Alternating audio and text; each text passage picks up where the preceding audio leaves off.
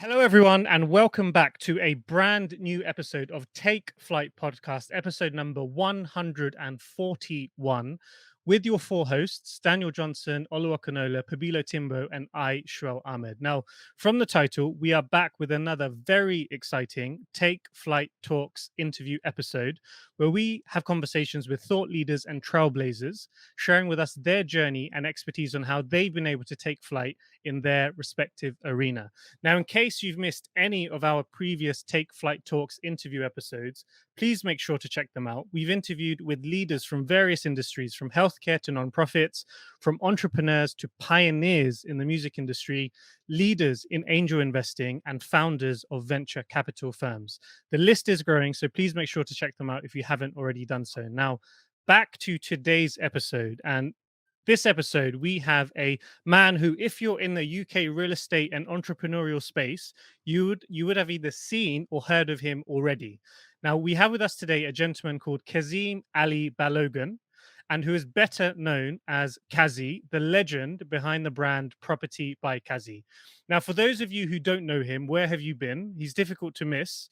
But for those that have missed him, let us quickly fill you in. So, Kazy is a property developer and investor based in London and has been in the space for the last 10 years. Kazy has been investing and actively managing property renovations in and around London, has successfully completed projects that have achieved considerable ROIs, and has sourced capital from private investors and grown exponentially since then. Now, as well as this, he is also the founder of Loco Management, a project management company specializing in high spec property renovations. Now, if that does not set the scene, some numbers to demonstrate Kazy's pedigree and track record. Kazy has more than 35 projects completed, over £20 million worth of gross development value of real estate developed, is a co-founder of a seven-figure turnover rent-to-rent company, and has also raised more than £1 million private equity funds raised and returns. Now, on top of all of this, Kazy has grown a strong following across social media, documenting his process, but most importantly, demonstrating to people of underrepresented backgrounds what can be achieved with a strong drive to succeed. You can find Kazy on Instagram, YouTube, his own podcast too, as well as many other interviews and features with an audience of over 60,000 people across all the channels and growing. He has also some of the best Instagram reels in the UK property game, so make sure to check them out. Now, today we'll be diving into Kazy's journey from his younger years to becoming a developer and investor today, as well as learning about everything from his why, his predictions for the hot real estate market now, and tips and recommendations for all you flyers out there looking to take flight.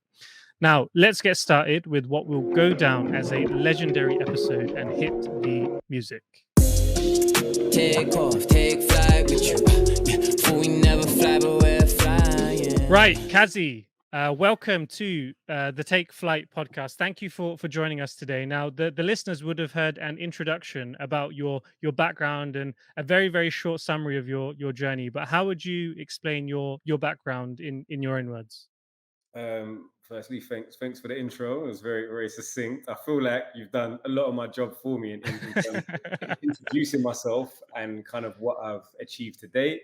But very simply put, I'm a property investor and also a property developer. I think it's always quite important to know the difference between the two, because one's obviously just buying real estate and holding on to it on the basis that it's going to accumulate in value and also generate cash flow. The second is actually being able to take assets and add value to them. So it's a lot more hands-on, a lot more involved.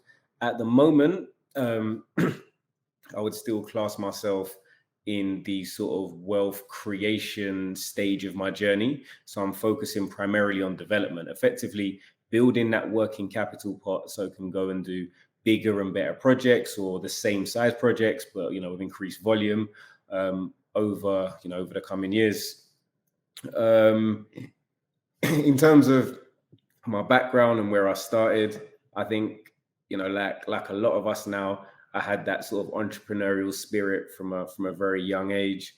I always, there was never like a case of, this is enough. I always wanted to go out and get more. So even when I had my first paper round was like, okay, this is cool, but how could it be better? So rather than just settle with the paper round money, I actually went to Sainsbury's at the time. It was called Save a Centre. You could print a business card. This is at like 13, 14. and had like leaflet delivery expert on the on the business card, and went out giving it to pizza shops and corner shops and basically getting them to pay me to put their leaflets inside, which was just a way of, you know, maximizing the amount of money you can make from your time. So I think that was an example of sort of just the ideas around being an entrepreneur from an early age.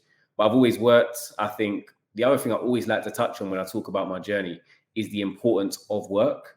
So the importance of routine, getting up early, being committed, having things that you have to do for other people. Because if you can't do it when you have to do it, you're never going to be able to do it when it's optional, when you're doing it for yourself, when you could just start, say, tomorrow, and you know, tomorrow never comes. So I did my shifts. I was from the age of 15, I was in Primark. I'm still rubbish at folding clothes, but I tried. Then went to Phones for You, and Phones for You was where I'd really say, like, the amount of people that came out of Phones for You with a great skill set, just because you learn about building relationships, building rapport, cross-selling, upselling, you know, dealing with a specific product, selling insurances, being compliant, so many different things, you know, and actually having to hard sell. And that kind of was a lot of my grounding for when I wanted to start my own business. First sort of proper business was in shisha. Again, like when it comes to business, you have to have a passion for whatever you're doing if you want it to be long term.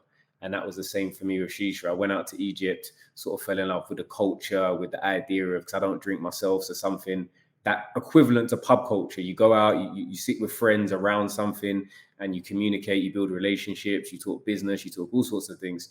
So started doing that because there was a gap in the market because of the smoking ban. Started working with some of these outside spaces. And at the time, the returns were great. We're talking like 1,000% sort of markup. So it was really good. Took the little shisha business, turned it into a bigger business and a bigger business. Started doing like pop-ups at festivals, having like overnight shisha tents at some of the UK's largest festivals, and then got like a license on the premises, and had like a shisha/cocktail bar. And that's where the capital came to be able to start getting into property. Love that, Kazy. And I think there's so much there that we can hopefully unpack in the episode. But I think what's really amazing to see is how this small drive that you had just with a paper round in your early years has really transformed and just grown exponentially into the career that you've developed now. So looking forward to unpack a lot more of that through the questions that we have. But with that, we have a lot of questions that we've gathered from our listeners and also within the group. So maybe we can kick off with some of the questions and then we can unpack what you've said so far. Maybe I'll kick off, Kazy. It sounds like you've had a great entrepreneurial journey so far, from shisha to Phones for You and all of the good stuff in between. But from transitioning into full-time developing investing, how has that been for you? What have the challenges been? What have some things in the past maybe helped you be successful to date? And how do you think they keep you in good stead for the future? Yeah, I think like it's a question that I often get asked, which is slightly differently phrased, but how do you get into property and what are the starts? And I think it's really important to play to your strengths. So before I got into property, like I graduated in economics. And so because finance was an area that I understood when it comes to spreadsheets, you know, there was a lot I didn't understand from a technical aspect when it comes down to property. But I understood the numbers and I understood what it meant, like, you know, valuing the cost of finance, looking at build costs, looking at contingencies, things like that. So I had to, you know, be able to tie what I currently had, so my existing skill set, and then marry that with the expertise from individuals that I would have to lean on. And it's one of these phrases in property and business you hear a lot of the time, which is like power team. And it does sort of sound very cliche, but the thing is, you can't do everything. You can't be a jack of all trades. If you try and spread yourself too thin, you'll create holes. So you have to put the right people in the right place and work out what you're good at. And when you know what you're not good at, find somebody that can, you know, do that on your behalf, or you can employ to do that on your behalf. No, Kazy, it's really interesting because I remember you were on Homes Under the Hammer, right? Yeah. In 2015. I think that was the first place that I actually saw you. Before I go into my question, how was that experience? Because it's great that we've got the opportunity to interview you. I know that's one of my goals and dreams to actually be on that show as well. So before I go into my question, just want to understand, how did you find that whole experience? No, it was cool. It was like, you know, it's just a case of, if you buy at auction, to be fair, if you want to go on Homes Under the Hammer, just buy a property from Savills and they'll probably ask you. Like, you know, as long as the property needs a bit of work and it looks a bit interesting. I think I've been asked a few times, but that was the one I did. And it was ironic at the time. I wasn't going to do it, like, same, I had been asked a few times before. But then my business partner at the time was like, look, you should do it. You know, it's going to be helpful. It's good for optics, etc. So I said, okay, we'll run with it. And it was nice. It was good to see, you know, again, representation. You got Dion Dublin, shout out Dion Dublin. It was hosting at the time. He was nice, you know, spoke us through it, helped us with, you know, just making sure that it worked and looked good. But I think a lot of the time, you know, in hindsight, it's a lot of credibility, because it's, you know, effectively you can say, you know, as seen on BBC, I was part of this, and people actually can see something where they see the before and afters, that it wasn't up to you. You didn't like curate that show. So if the numbers were rubbish, when the agents came in at the end, they would say that. So I guess it does provide an element of credibility, which is good. And yeah, just it sort of just creates a bit of a track record. And so you had a business partner, but if we even go further back, why did you decide to go into property? So just a plug, we did an episode, I think it was episode 77, where we had a debate about different investment tools, either property or stocks. You decided to go down property. So why property after all your previous businesses or experiences? And then obviously property is very large industry. There's so many different areas that you could play within property. So can you also then break down what you specifically do in property and why you went down that route? Yeah. So in terms of why property, I think, you know, I was at sort of a crossroads where I wasn't sure exactly what I wanted to do. I had worked in finance for a little amount of time. I knew it wasn't really for me. I'd run businesses, but again, the shisha businesses, for a number of reasons, I fell out of love with a little bit, and was looking for something to do. And number one, like, you know, property is tangible. For people that don't necessarily understand different asset classes, the idea of being able to go see, touch something, you know that there's a requirement for it, because it's, you know, basic need that we need shelter in terms of our just natural need. I think it's a lot safer for a lot of people. And I spoke earlier about almost understanding what you like. And for me, that probably has a relatively low risk tolerance. It made more sense for me, because if you compare that asset class to other asset classes, generally speaking, it's been less volatile when you look at it, you know, more outwardly in terms of the rises. And it's just because we have a finite amount of land. Like when we're in somewhere like the UK, there's a limited amount of land. We've got an ever increasing population. That just basic supply and demand will dictate that, you know, prices will go up. Yeah. Which means as an investment vehicle for somebody who's quite risk adverse, it's naturally more attractive. In terms of what I do in property, there's not a lot that I haven't done or tried. So I've sort of done new builds, conversions, so that's ground up, office to residential, loft space, HMOs, like luxury sort of £1 million homes, option agreements, sort of JVs, a little bit of everything, rent to rent. Tried serviced accommodation for like a whole day before I said I'm not dealing with it. Yes, I've tried a little bit of everything, and to be honest, I've got my niches. Like, so I think my main thing is that I'm good at finding a deal. I'm good at being able to see the potential in something that other people have missed, go away, do due diligence, come back and package a deal and make it work and make it make sense, which is why we've been able to smash some ROIs when it comes to return on investments, do some really good numbers over the last few years. At the moment, my strategy is conversions, like so small scale conversions, anywhere from sort of 4 to 9 units, staying under Section 106 agreements, which is like the affordable housing element, which means you keep it all private and can sort of maximize your sort of the GDV of the project per se. And then just also my bread and butter is, you know, it's not as easy now, but was typical auction flips. So just literally flipping maybe 1-bedroom flats, converting them into 2-bedroom flats with license to alter agreements. I operate predominantly in Southeast London or South London, but operating almost entirely in London means that, you know, prices are high. But the good thing about that is it then means your ceiling prices for the road are a lot higher. So you can spend money and your pound for pound return is often a lot higher than if you're outside of London. There's a lot of areas, you know, outside of London where land has a zero development value because the cost of the build is now too high. So you could have a great property I don't want to say an area because every time I name an area, people come to the area here.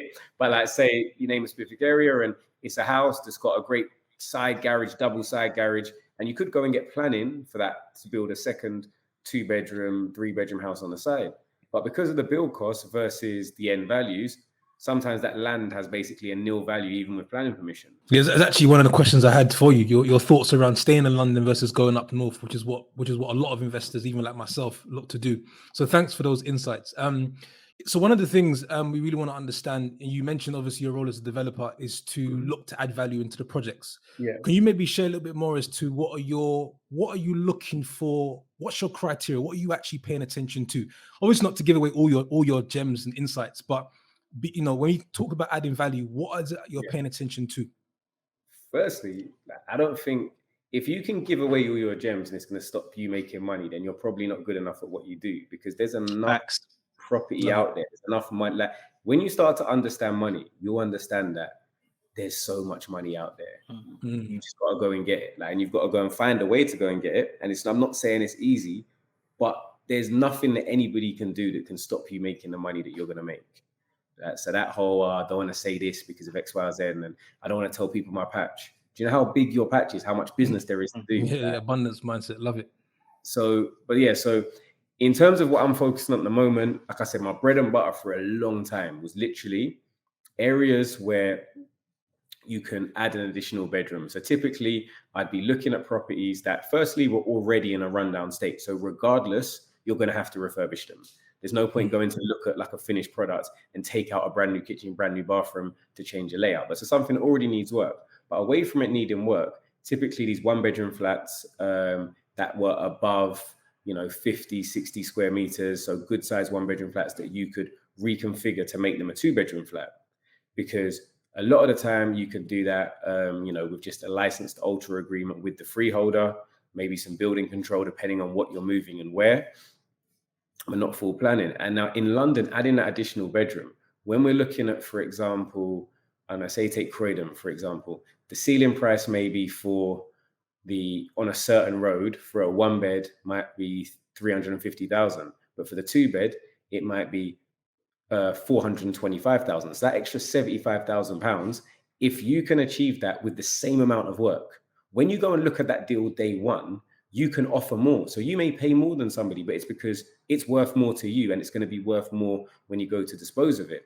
And it's always a case of working backwards, because in a market like this, it's really hard to find a deal. And a lot of people are struggling to find deals, right? When you're working it backwards, if your GDV is 425,000, by the time you take out your maybe 30,000 build costs, by the time you take out your stamp duty, your cost of finance, your purchase costs, your sale costs, and your other associated costs, and then you take out the profit margin you want to make, because your GDV is that much higher, you could potentially offer still that much more and still secure a deal. And the fact that you're finding more deals because you're able to find the value means that your money is working harder for you, because it's great if you do, a deal when you make 50,000 pounds. But if you make that over 12 months and I make it twice over 12 months, or I make it in 6 months, my annualized ROI is still better. So I could potentially even do a deal with a lower margin, because I know that I'm going to get in and out quicker, and I know that I'm not going to have my funds sitting down, not making any money. So I think that's one side of things. The other side of things is, as much as I've said, and I'm a sort of a walking hypocrisy sometimes, like when it comes to contradictions, because as much as I said, I've done everything, I also firmly believe in specialization. I think that's maybe the economics in me, benefits of trade and specialization. But I firmly believe that if you focus on a specific niche, it's a lot easier to use your time more efficiently. And I give you an example of me saying that I operate predominantly in Southeast London. If any of you right now say, okay, I've got a deal for you and it's in this postcode and this is the deal, without going on Rightmove, Zoopla, if you give me the specifics, I could tell you whether or not I'm interested or whether or not it's worth me doing any due diligence. Got it. Yeah. If you're it all around, and you're investing all over the place, every time somebody sends you a deal, you've got to do an hour and a half of due diligence. Whereas I could maybe appraise 20 deals in half that time and say they're all rubbish and go on about my day. Whereas you may spend a whole day looking at stuff, and it's also, time is finite, resources are finite, everything is finite, and it's how you can best utilize what you have at your disposal to maximize what you can make from it. Yeah, no, great insights. Another question just also on this point is, how have you sort of thought about strategy in terms of flipping and holding? You spoke a little bit earlier about sort of, flipping from auction deals. What's your thinking there, and how have you played that in your journey? So it's funny you mentioned, it's like, so people always like sort of, a lot of serial property people kind of are of a never sell. There's a few of them on this podcast as well. I've watched a few. Look at you, like you sacrificed your firstborn if you sell. Like you're a traitor, you're Judas, you're everything. Like, he's there. Hey, me, I'm putting my hands up. No, but you're right. No, but go on. We can share thinking philosophy. Yeah. But let me give you my perspective. And again, everybody's got their own way of doing things, and there is no right or wrong answer. Firstly, I would say there's no right or wrong answer. It's only that if you do sell, you're often told you're very wrong. But my perspective is, it depends what you're trying to get out of property, what you're doing, what available funds you have, what time you have, the amount of time you have. Because for me, for example, I would sell because, so I did a deal this year, basically between this year and 2021. So I bought a house in Streatham, SW16, bought the upper parts, bought the whole freehold, but because of, again, due diligence, additional research, realized that it actually had established use and had been used as 2 flats for the better part of 30 years. So no planning was required, just building control, which meant I could go in, bought it for £520,000 with a bit of negotiation, sold each flat, and basically sold the 2 flats for approximately 435,000 each, plus sold a portion of the garden to somebody else. So GDV ended up being £900,000, which means profits of circa 200,000 that you're taking out of that. Now, somebody like yourself would have said, look, you know what? I'm not going to flip this. I'm going to keep this because I've made such great profits that by the time I refinance that deal, I'm going to refinance it and basically I can pull almost all of my money out. Yeah. And so I've got, of my starting capital that I had to do the deal, I've maybe pulled out all of my money. But in the deal, you've still got approximately £225,000. Even though it's not your money, it's capital that you could have if you sell, because that's what you'd have to keep as your equity on the buy-to-let mortgage of an LTV at 75%. Clear. So, and my rationale behind not keeping is because I'm in this wealth creation mode where I want to make money as quickly as possible.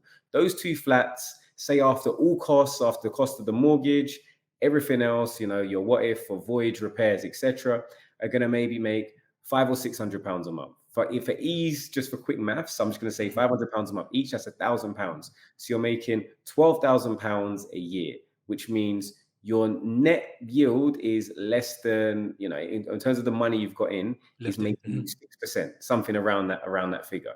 That's what you're making. So if I sell, yes, I've got CGT to pay. However, I've now got an extra £180,000 that you don't have.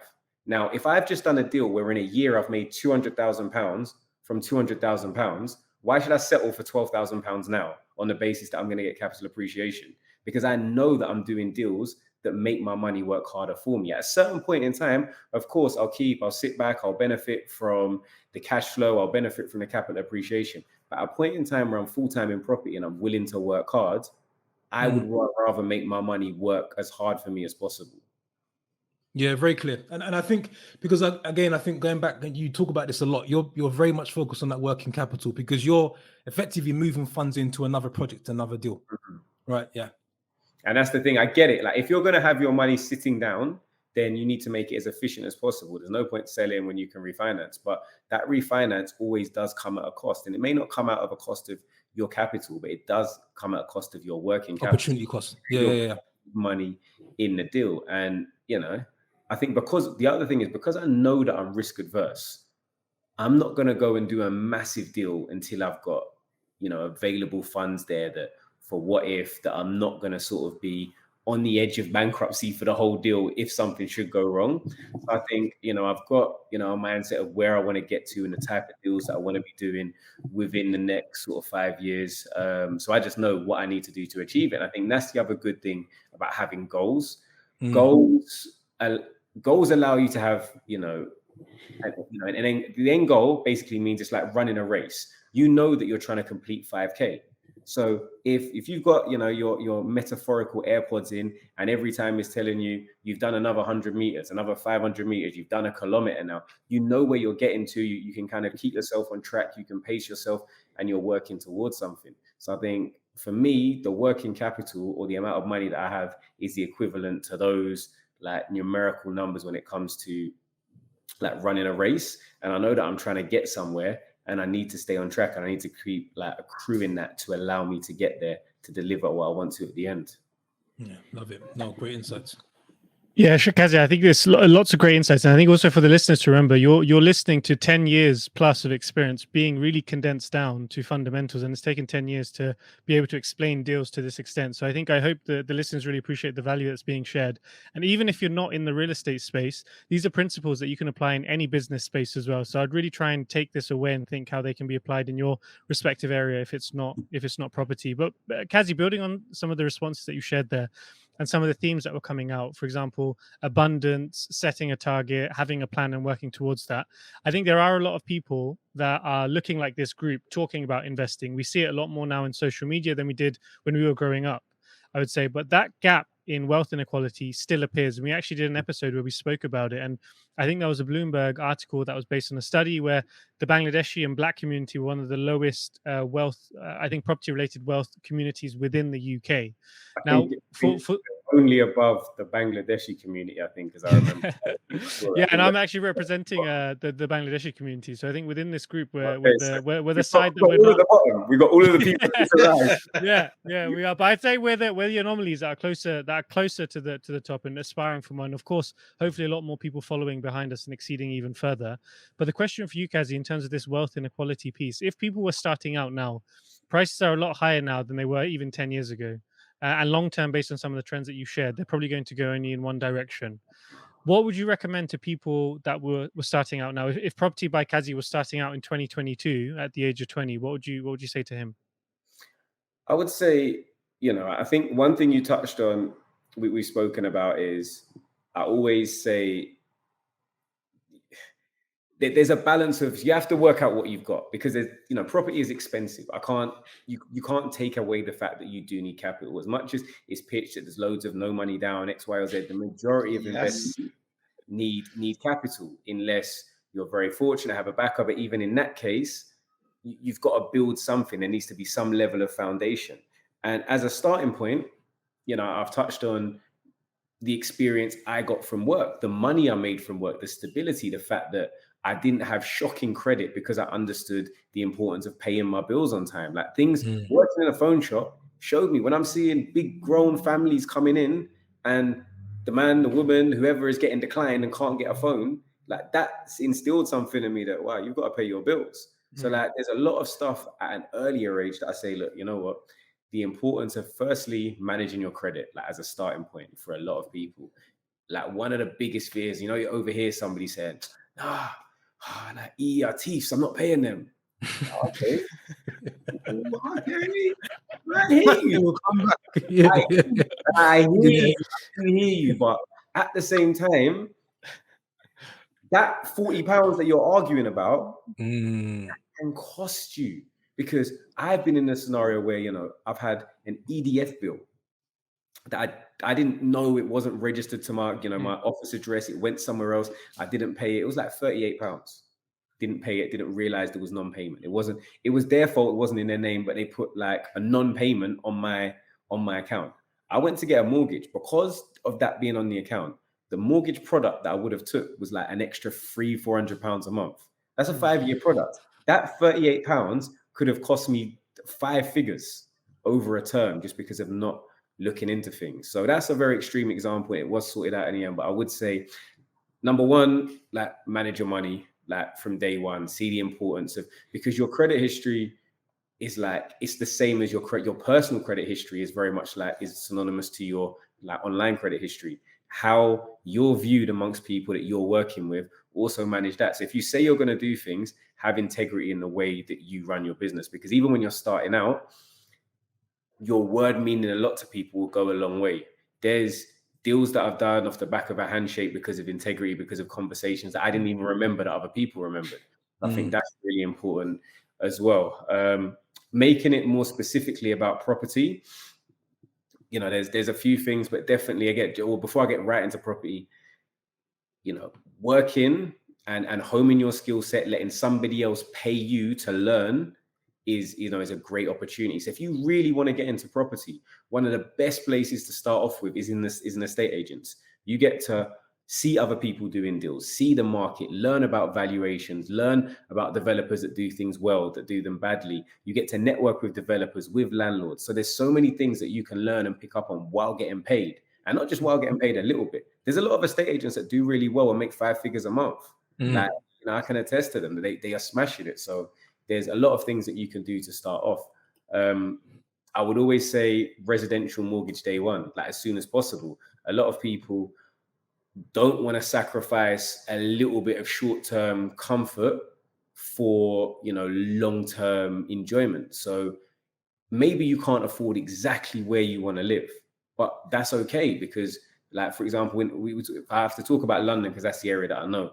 But in London, you know, it's super expensive, but you'd be much better off buying that studio flat in London a lot of the time, above maybe, you know, a newsagent's. So it's not ideally where you want to be, but buying a 2-bedroom flat way out, because your difference of appreciation is going to be way more. Also buying earlier. So maybe not saying, I want to wait till I can get a house with a garden, but buy the 1-bed, buy the 2-bed, buy what's in your budget. Because yes, you know, I'm not saying every time is the right time to buy, but generally speaking, now is always better than tomorrow, because over the long term, and if it's a long-term investment, prices will go up. Also, using your capital, you know, your residential mortgage is going to be your lowest deposit. A lot of the time, because you live there, you're going to make it even nicer than a lot of other people would make their own homes. So when you go to sell, you're going to get a better uplift in value, and you're going to get to enjoy it at the same time.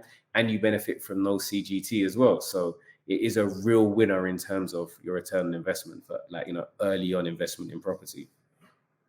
Love that, Kazy. And I think for the listeners, because we have listeners from a wide range of ages and different levels of experience, the advice that you just heard there could literally save you tens of thousands, if not hundreds of thousands over a lifetime. So really make sure, if you didn't catch all of that, to rewind back and listen, because there is a lot of value that can be super applicable almost straight away. But I think Kazy, you started to talk about the market and where it is. I think that probably transitions us to the next question from Olu. Okay. Yeah. No, I think, Kazy, you mentioned that now is, in most cases, now is always the best time to buy. But the markets right now are crazy, right? We're seeing high demand, scarcity in terms of the amount of properties out there, and we're seeing increased interest rates, and we expect to see that grow in the future. What's your views on purchasing properties right now in terms of the return? And you could talk about it from your side, where it's like development, flipping, and some of the folks who like to hold for long term. What are some of your impressions there? I do.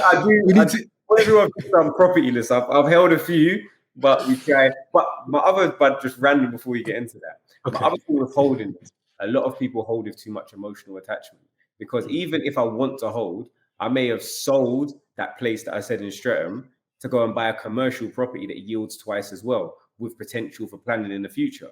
So you can find something that does tick more than one box. And I think a lot of the time we're so hung up on, I'm not paying the CGT, I'm not paying the tax, that maybe we don't maximize our efficiency for ease. But at a point in time where, you know, we worked hard to get that money, so we've got to make it work as hard for us. For sure. I just want to quickly add, because Olu likes to twist his context. I think, because what I will say is, universally, we definitely agree as investors that when we talk about holding, it's holding because we're not going to sell to then buy a liability. If we're going to sell an asset, it'll be to use the funds for another asset.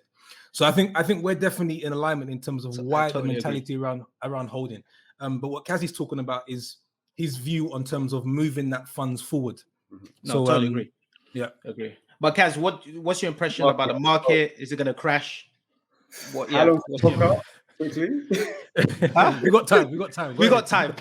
Okay. because I'm an R between it, and I hope it doesn't sound like I sit on the fence, but I think there's a lot of my point is that, you know, at the moment we're seeing extraordinary levels of inflation, like real inflation levels of 9%. They're talking about them potentially reaching as high as 11%.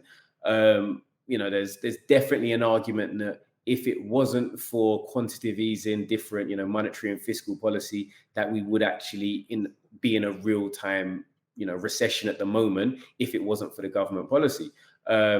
We have had massive global issues, whether that be, you know, conflict in Europe of a large scale for the first time in decades, COVID, the first sort of global health crisis in sort of 70 years. And, you know, that coupled with a lot of other political instability, I think creates, you know, a melting pot of problems, particularly when you add that to the UK specific problems like Brexit as well, and leaving, you know, a larger union to become independent and have less, you know, basically less clout when it comes to trade and resources. In terms of UK property, there's been some direct impacts. So we've seen, because of Brexit, there's a lot of labor shortages. I'm not sure how active you guys are in, you know, developments, but trying to source a good build team at the moment, if you haven't got an established relationship, is like nigh on impossible. Material prices, we've seen monthly increases of 10-20% when we look at, you know, your key core elements, steel, timber, glass, going up exponentially. And, you know, it's, a lot of the times now, it's almost like going into a luxury restaurant where they're just like, look, we charge per the gram, it's by the day, we'll let you know when you get to the tills what you're going to pay for your materials today.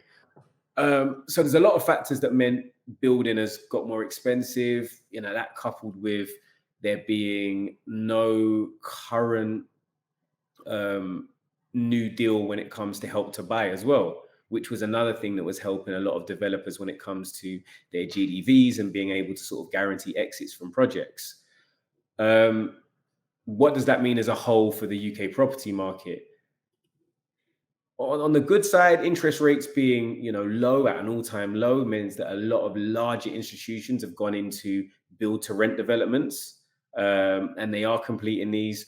So hopefully there should be more, you know, more stock on the market when it comes to rentals, but they're completing them to an amazingly high standard, which means prices are going up from a rental perspective. Even if stock is coming on slowly, it's still really high. So when, from a rental perspective, I think they said there's 80% less stock on the market than there was this time last year, which means from a, you know, so from a demand, there's still rental prices are remaining high. So although there has been a lot of bashing of the landlords, you know, when it comes to the recent white paper report to sort of reform the private, you know, housing market, there's still a lot of pressure. We've still under-delivered year on year when it comes to creating housing. We're still like, you know, London and, you know, your Londons of the North and the Midlands, so your Birminghams, your Liverpools, your Manchesters are still having, you know, increasing populations, increasing demand for property in the area.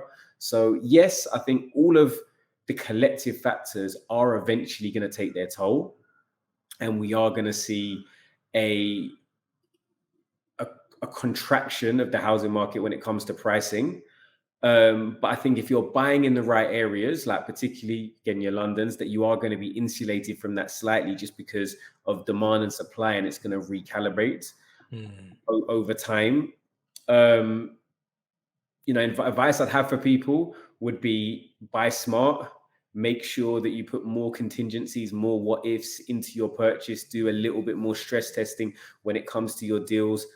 If you're working with an investor, make sure that that investor's on board for a different exit strategy, maybe exiting onto a buy-to-let mortgage and holding for a longer period of time. For those that are looking to hold for the long term, as much as we may see bits of this and this and this in the property market, when you zoom out and look at it on a, you know, on a grander scale, you see this. So if you're in there for the long term, I don't think you've got too much to worry about. I think it's just a case of, if you are buying something to flip, you have to be a lot more careful. If you have capital now, maybe you'll be in a good position to be cash rich at the point in which there is a turn in the market, because I do think it's going to happen. There are going to be people that, you know, as rates continue to increase over the next 2 years, that, you know, potentially start to struggle with certain buy-to-let properties and start to want to dispose of them. There are going to be, you know, different factors that mean more properties do come to market. But there's a very real trade-off of, with inflation being so high, at what point in time does you waiting for a year with inflation at 10% with cash in your bank mean that if inflation's at 11% and property prices fall by 6%, who's the real loser? Because and it's that kind of trade-off, and there's so many different things to consider that I think it's very hard to get a succinct, look, this is the right answer. Also, with the political climate the way it is, nobody's going to come in and spout bad news. So everybody's going to be positive politics for the next 12 to 18 months. So I think that's also going to be a buffer that even if there should be a recession now, it's potentially going to delay it and delay it and delay it. So for me, I'm still buying. I'm exchanged on somewhere today if my solicitors have emailed me back. Congratulations. I don't know. I was kind of, like I said, I don't really have a conclusion. No, I think in my pieces of information. I would say buy, but buy with caution. Don't buy because, you know, you feel like you have to buy, but buy with caution. Do your due diligence. But, you know, particularly if you're buying with somewhere that you think there's going to be long-term demand and it's a strong area, you know, I'm still buying personally. No, I think, Kazy, that was really good explanation, because I think you first really covered the different complexity in the market, from the social element, economical element, everything that's going on globally, with, like you mentioned, the wars, and cost of living just going up, and cost for manufacturing going up. So there's so many different elements where you can see the price going definitely up over a long period of time. But like you mentioned, which is really the important thing, is with inflation, your money, the cash that you have, is going down in value. So if you can afford to buy right now, it makes sense to do it. But like you mentioned, still be smart. Don't overpay for a deal. Make sure that you got your fundamentals and your calculations done correctly.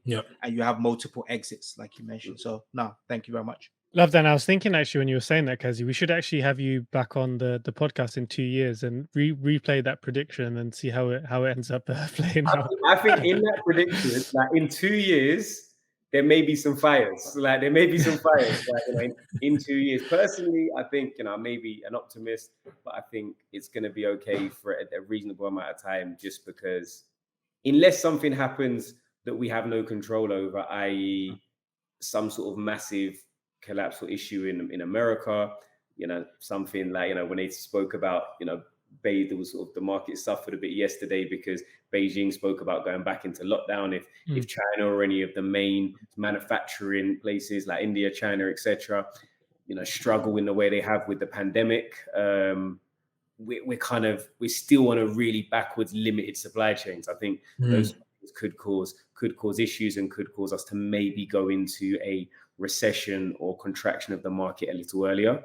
But I think, you know, so some of the deals, like I mentioned, like the deal that I'm hopefully exchanged on today is a good deal, you know, as deals go. It's not amazing, it's good, but it's still it should be in and out relatively quickly. I'm hoping under 9 months.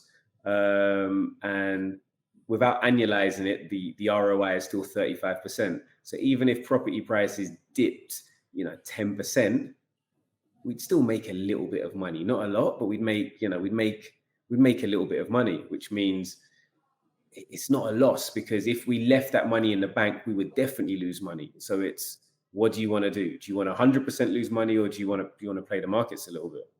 So maybe, Kazy, to build on that, because I think this is a projection kind of short to midterm, and just a question, because you've alluded to it a couple of times in the conversation today about the future plans, future target.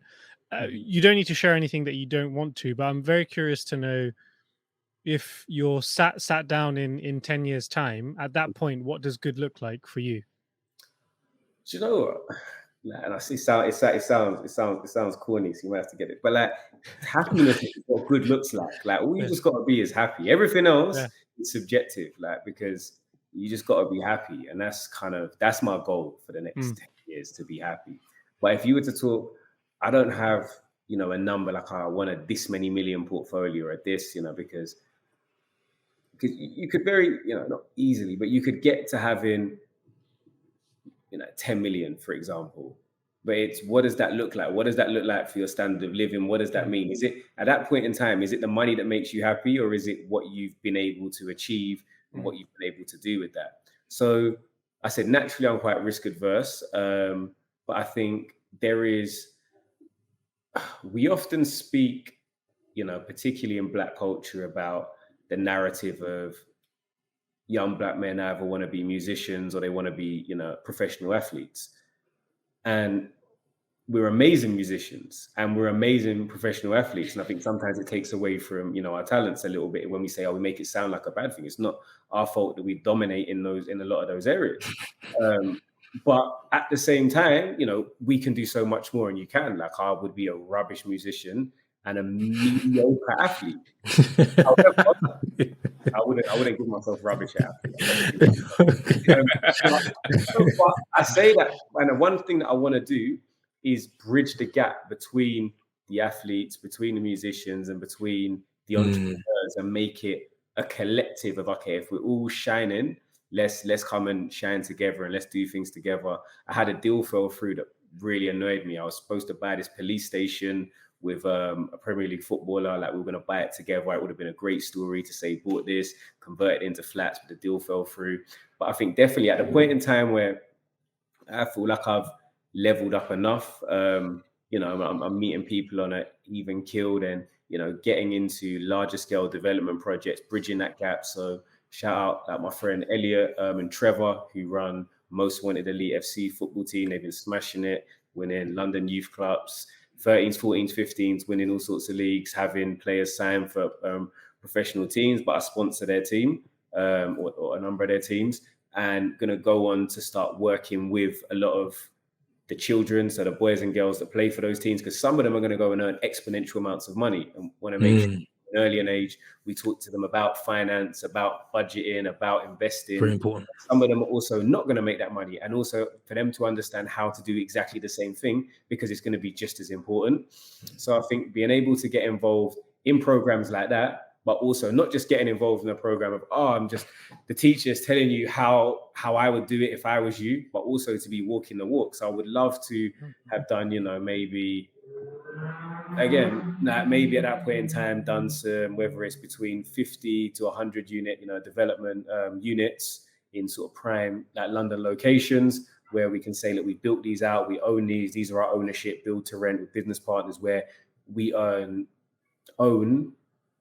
significant sites within the London real estate, London skyscrapers. And I think it's important, because when I take it back to one of the earlier questions about why property, like I've done some things that for me just meant a lot. So for example, 2 buildings, one called Khadija Walk and one called Khadija House. Khadija was my late grandmother's name. That were named after her. So the idea of being able to, immortalize relatives that were loved by the family, and it's that maybe came to London, but not that often, but was still immortalized within London, is something, that's great. Those buildings are going to be standing for another 100 to hundreds of years. So I think, when people talk about legacy, that's part of like my legacy, her legacy, and the family legacy as well. Kazy, I love that. I love that answer, because I think, especially in this day and age of social media and people seeing the highlights rather than seeing the work and the purpose behind it, I think what you shared there really shows how when you get to a particular stage, or even if you're aspiring for a particular stage, the value and enjoyment actually comes from helping others. And I think that has really come through in your answer, the way you've done it. So thanks a lot for sharing that. Thank you. No, thank you, Kazy, for sharing that. And yeah, sure, you touched on some points that I was just gonna, regurgitate. But Kazy, to your answer to Shaw's question just now about the next 10 years, looking back and being happy, would you then say you're not happy now? I think happiness can't, like, it's like, certain things like social media, I have like a love-hate relationship with. I think I definitely have a fear of not being great. So I think, because it's very easy to, when you're on your journey, not appreciate how far you've come. And always, I use the adage. I remember being out in LA and doing like Runyon, the canyon that you sort of climb, walk up. from starting out, it just sort of starts. It looks like you're in a park, and then you're walking and you're getting further and further, and then you're looking up and you're thinking, oh, this is long. I've still got to go. But then it's early. You're supposed to go early to see the views. Early, you're tired. You maybe been out. You're like, no. But then, and I think it's you look back.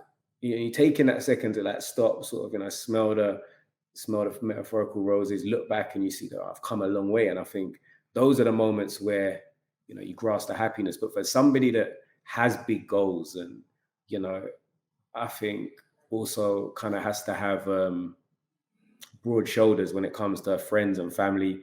There's a lot of responsibility. That means I remember when like Stormzy's last album come out, and it was, I don't know if you don't remember the song Crown. Someone's got to sing it. Heavy. I know one of you can sing it. Give us a little. Sometimes you have these moments where I had that on repeat. Like I played it like for like 2 hours. I was like, yeah, I felt this one.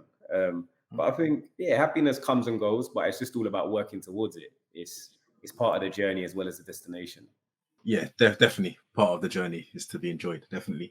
My final question to you, Kazy, is what's the one thing, and I think you touched upon it a few moments ago, but I don't want to assume that's your response. But what's the one thing in, say, property development or property investing that you're looking forward to the most? I'd definitely say, changing the perception of what a property developer looks like. So being able to work with, the younger generation, being able to normalize conversations around ownership within Black and ethnic minorities.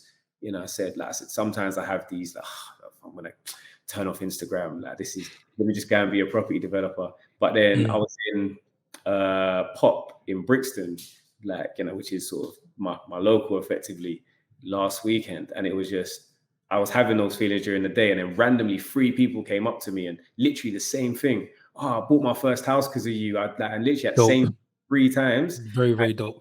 Those moments there recharge you to say, okay, let's go again. Let's call the video. Yeah, 100%. No, that's the thing. Like you never realize who you're inspiring, because there's always someone watching. Whether you're doing something good or something bad, there is always someone watching. So what I would say to you is keep it up, because there are definitely people that are listening on this podcast, people that you never met or people that you would never meet, that you're inspiring. So, keep up that good work. Yeah. And just on that, Kazy, I think there's probably 50 more people like those 3 that met you on the weekend that will say the exact same thing, that to Daniel's point, you're never going to hear from. Yeah. So it's just keeping that in mind. But yeah, no, it's great to share. So then I think we're coming close to the quick fire round, Kazy. But one quick question on my side, and I think we alluded to it in the beginning of the episode before we started recording. But if you weren't investing in real estate as you were, which type of investment class or other areas would you be investing in instead? Or what's the highest return that you're seeing in other interesting areas? I was saying, my guys, me, I like to plug the boys. So my guys at Kazy sorting me out with trainers, shoes, etc. It's one of the things that come with property, being able to spend a little bit every now and again. I think I probably not full time, but as a sort of part-time hobby, I like the idea of nice trainers. A lot of nice trainers are now becoming like pieces of art in that you buy the right pair, the right piece, and it appreciates in value over time, and you get to appreciate it as well the same way you would a nice painting, because it's something that you really like. So that's something that I like. Outside of that, I'm not sure. I think you have to find something that you have a passion for, because it's otherwise it gets tiring. Just in that trainer space, Kazy, what's the best returns that you've seen recently? So, pair of Louis Vuitton Air Force Ones, that sort of just over £1,000 or just under £2,000 retail, and then now 14,000. I mean, I don't know if those are good returns. I'm making a budget tonight. We're gonna look at some trainers. You know how it is. It's like the reality is trying to actually. It's a weird one though, because it's very similar to like if you go and speak to watch collectors, particularly those that have got great relationships with Audemars or Rolex, etc., they will go and be able to buy a piece at retail, and then say, I bought this watch for 38,000 and now it's worth 180,000. But the money didn't come from them being some kind of genius or watch expert. The money just came from relationships of them being able to buy something at retail. So it is it's a little bit of a red herring. But again, you can do it with, just your night trainers that are coming out. It works with, with the Yeezys, and it's just a case of sometimes you have to be willing to queue up. Sometimes you have to be willing to enter a few competitions, or, speak to the right people, build the right relationships. Definitely, it's all possible. P, you can't just buy Air Force Ones and think they're gonna think you're gonna get those returns. Just FYI. I'm gonna do my research. I'll do my research. I'll make sure I'm all ready. Maybe I was thinking when Kazy was explaining that we can do another episode, properties versus stocks versus trainers, as a future episode if those returns continue to compound. Listen, to be honest with you, like you said, the market at the moment, everything's in the bin. Watches are in the bin, crypto's in the bin. Even trainers, to be fair, like apart from certain ones like the Yeezys and stuff like that, are in the bin. I'm not sure how stocks are faring, but a lot of those have been a little bit, sporadic, to say the least. I think it's times like this, you buy gold, or you bought gold if you knew early enough. So, Kazy, now that we've come to the end of the episode, we're about to hit the final 5 questions, where we'll ask these on a quick fire round basis, and then you let us know the first thing that comes to your mind. Ready to go? Let's go. Perfect. So, first question: what is the worst piece of advice that you've ever received? No new friends. You need some new friends. Like, don't throw away your old friends, but new friends are great if they're good people. Love that. So building on that, what's the best piece of advice you've received? Question number 2. In property, you make your money when you buy, not when you sell. Best piece. Live by it. It's because you can't add unlimited value. You make that money from making the right financial decision day one based on what you were planning to buy. There's always going to be a ceiling price. There's always going to be a maximum value. You can't magic money. You have to buy at the right price day one. Even more important in the market that we see today as well. Thanks, Kazy, for sharing. So question number 3, a piece of content that you're loving at the moment.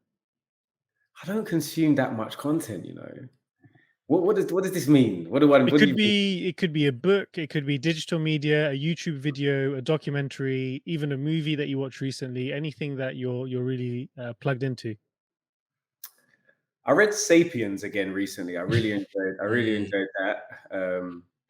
But it's not for everybody. But I think it's like, as an economist, we like the book. It's a good kind of sort of understand somebody else's opinion on the way the world works, or their view on how it could work, which I find really interesting. Don't know if it's for everyone, but I think it's definitely a worthwhile read. Great, and something outside of the real estate space. So I think it is for those interested, it's definitely one to check out. Question number 4, Kazy: something that you're curious to learn more about at the moment. I need to stop losing money in crypto. I'm going to defeat crypto. Won't beat me. I will beat crypto. Losses, and we're gonna win. I'm not listening to buy XRP people anymore. I love that. I think we've mentioned crypto a few times in this episode. I think Daniel is our resident crypto expert, but I think we need to have a crypto focused episode, guys. Just an idea for the future. Kazy, stop listening to those people that pop up in your DMs that say, "Oh, buy this token." No, Buy the dip. No, I bought the good stuff. I'll tell you what I bought the good stuff, and all the good stuff is the bad stuff right now. So don't be trying to get everything's in the bin. That's true. Perfect, Kazy. So then the last question for the quick fire round: what does take flight mean to you?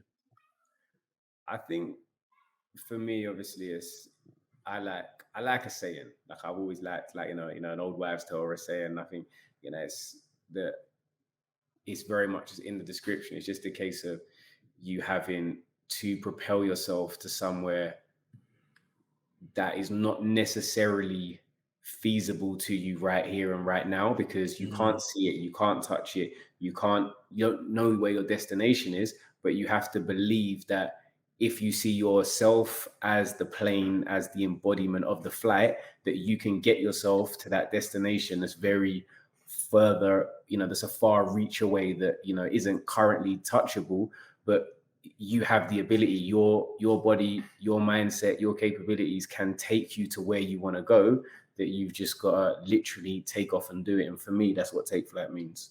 Love it, love it, love it. Thank you, Kazy. So, Kazy, thank you on behalf of the team, from all of us here and for all of our listeners. We thank you very much for sharing your gems, your tips, your insights, your experiences with us. Spending the last hour with us has been, a great pleasure of ours, and to have you on the podcast. Before we close, where can people find you on social media, whether it be YouTube, Instagram, or TikTok, or Snapchat, or Twitter? Yeah, so let's go through them. So the Instagram is Property by Kazy, all one word, no spaces, Kazy. The YouTube is the same. YouTube, we're going to be having 2 episodes coming out each and every week. So the podcast, as well as a luxury development tour. So they're 2 really good places if you want to learn more about property. The TikTok will be coming very soon. We'll be doing all the great TikToks, the voiceovers, the walkarounds, the sort of behind. That will kind of be our BTS, behind the scenes content of what we're doing in the development space. Funnily enough, I don't understand how to use Twitter, but I joined it like last week. So if you like property and you like highlighting spelling mistakes, that will be great for you, because I'm a dyslexic developer. So it'll be loads of fun. And then LinkedIn, Kazeem Ali Balogan, you can find me there. Okay, great. Thanks, Kazy. We'll be sure to tag you on all those different platforms in the posts that we release next week. But once again, thank you. And for all of our listeners, we hope you've enjoyed this great episode. Stay tuned for our next week's episode 142. But in the meantime, if you have any feedback for us, you can find us on Instagram at Take 5 Podcast. Until then, stay safe and God bless. Take off, take flight with you. For we never fly, but